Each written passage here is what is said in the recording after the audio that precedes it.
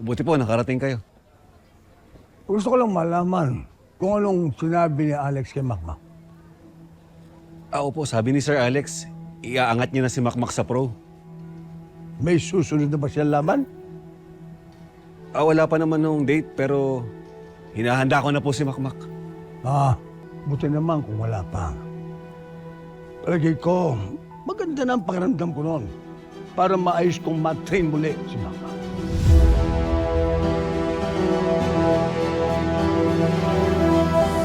Baka akala mo, ikaw pa rin ang magko-coach sa kanya. Substitute ka lang. Kaya ako pa rin ang magte-train kay Makmak. Opo, alam ko naman po yan.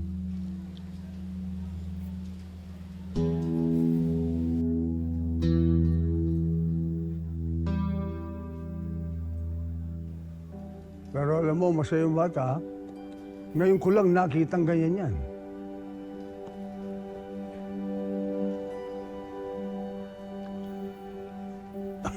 Huwag kang magkakamaling isipin na ikaw ang dahilan kung bakit ganyang masaya ang batang yan. Maraming nagmahal dyan.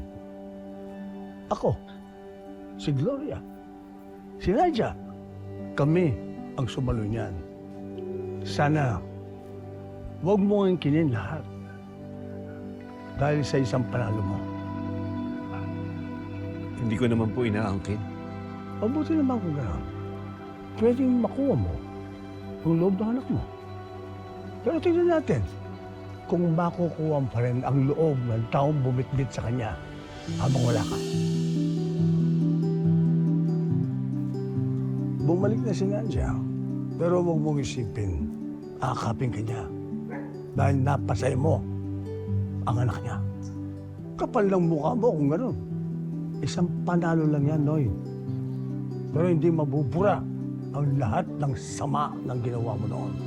Pati na ang mga taong tinraitor mo at sinaktan mo.